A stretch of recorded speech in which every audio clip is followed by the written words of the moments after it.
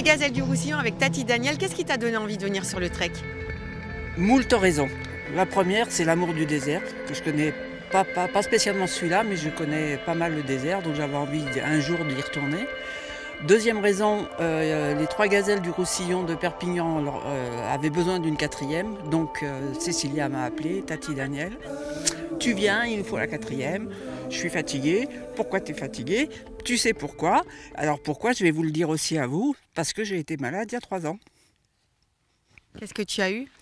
Eh bien, un truc que beaucoup de nanas tapent dans leur vie. Un cancer du sein.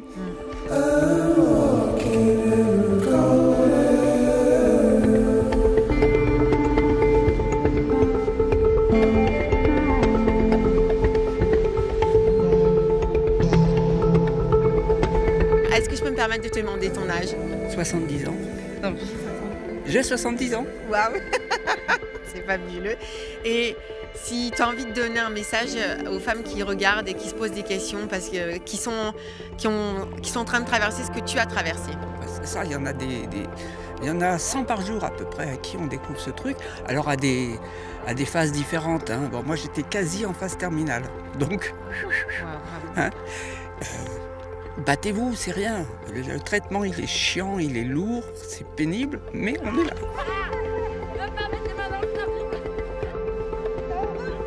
Chaque pas après l'autre, là, c'est une victoire sur soi. Donc c'est bien. Et qu'est-ce que le trek t'aura apporté avec ça? Ah ben, la volonté de continuer d'aider, d'être avec les autres, de toujours regarder, parce qu'il y a pire que soi en fin de compte. Donc on avance.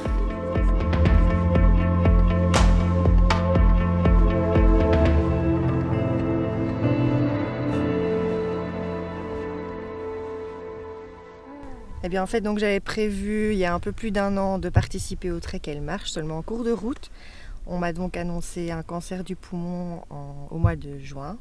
Et puis j'ai dû donc subir l'ablation du poumon, les chimiothérapies que j'ai eu finies ici en octobre. Mais je ne voulais pas ne pas le faire. Je me suis dit c'est le mental, je vais gagner contre la maladie. Et je vais le faire quoi qu'il arrive, même si j'en crève. Alors j'ai eu des super coéquipières qui ont quand même été d'accord que je le fasse. De ne pas le faire pour la gagne, mais de le faire pour y arriver et pour montrer qu'on est capable. Il y a 3 ans, je ne pouvais plus monter les escaliers et monter dans ma voiture. J'avais trop mal, j'étais empoisonnée par des métaux lourds.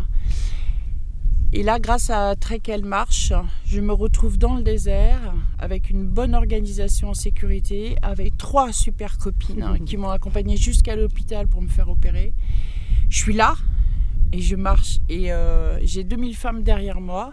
En fait, je suis là pour leur donner plein de courage parce que moi, j'y croyais plus. Je me suis dit jamais je pourrais avancer. Qu'est-ce que j'ai? Je suis malade. Mon mari me portait. Et puis aujourd'hui, grâce à cette organisation, j'arrive à me prouver que je ressuscite. Et je voudrais que les filles qui me suivent, parce que je sais qu'elles me suivent, c'est leur donner de l'espoir, de se dire, jour après jour les filles, mois après mois, on se reconstruit. Et là, on fait 100 bornes en 4 jours les filles. Après, c'est de nouveau, la maladie est derrière nous. Okay. Et en fait, je pense que ce trek, il est à chacune son plaisir. Il y a celles qui sont là en sport, qui ont fait toutes les montagnes du monde, qui sont là au classement, et il y a celles qui ont des histoires terribles, difficiles, et qui sont en reconstruction. Donc ça permet vraiment à toutes celles qui ont besoin d'avoir une petite bouffée d'oxygène et de regarder, d'y croire et de repartir. L'objectif, c'est d'emmener des femmes de quartiers issues de banlieue qui ne pourraient pas se permettre de se dire je peux le faire, c'est pas mon monde et financièrement je peux pas. Et donc nous, on a décidé de créer cette association pour se dire à toutes les femmes issues de quartiers un peu de zones sensibles, de se dire allez, on fait autre chose que de voir nos tours du quotidien et nos problèmes. Et les problèmes, on les laisse derrière, on les accompagne dans les financements. On les aide avec tout le matériel et tout. Et on les ramène ici pour aller juste pour qu'elles prennent cette semaine-là pour penser à elles et sortir de cette zone de pas de mal-être, mais de combat quotidien pour venir se dire, voilà, je peux me mélanger avec d'autres classes sociales, qu'on n'est pas, il n'y a pas les uns, il n'y a pas les autres, on est les mêmes, on est des femmes. Et avant tout, penser à nous-mêmes en tant que femmes et oublier la maman qu'on est, oublier la sœur de qui on est, la femme de qui on est, la tante ou le soutien. On pense qu'à nous, on devient égoïste pour une semaine. Mais ce qui est important de savoir, c'est que c'est 12 femmes qui ne se connaissent pas. Et vivre cette aventure entre elles comme ça, elles ont le sentiment de se connaître depuis toujours. Et c'est ça qui est bon. En même temps, elles ont 9 mois de préparation où elles sont là en train de collecter les fonds sur des tenues de stand, des ventes et tout. Et donc du coup, elles commencent déjà un petit peu à voir les aspects des unes et des autres et elles se sont familiarisées avec les défauts et les qualités des uns et des autres et d'accepter, c'est d'accepter l'autre comme il est.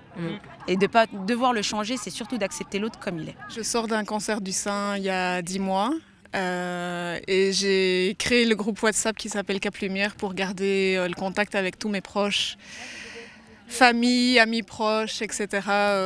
Pendant que j'étais malade pour tenir informé tout le monde. Je dirais des nouveautés parce que j'en avais marre de faire centrale téléphonique. Et puis c'était aussi un bel élan solidaire justement pour avoir à la fois partagé et avoir plein de soutien positif. Et donc c'était le groupe de WhatsApp que j'ai créé à ce moment-là. Qu'est-ce que tu as appris à cause de ton cancer du sein ou grâce à lui? Les deux, à cause et grâce. En fait, c'est bizarre à dire et je crois que c'est compliqué d'entendre pour des gens qui n'ont pas vécu ça, mais il y a plein de belles choses qui en ressortent. Alors c'est clair que le premier week-end, c'est de la colère, de la tristesse, plein de choses, de la peur, beaucoup aussi. Mais après, et j'ai entendu très très vite en fait le chirurgien qui m'a dit, écoute Estelle, le meilleur moyen de t'en sortir, c'est d'être sereine, de bien le vivre et d'y croire. Et super bizarrement, ça a fait son chemin tout seul. J'avais envie à la fois d'aventure, de défis sportifs, physiques, de belle solidarité. Donc c'était important pour moi que le fait que ce soit en équipe.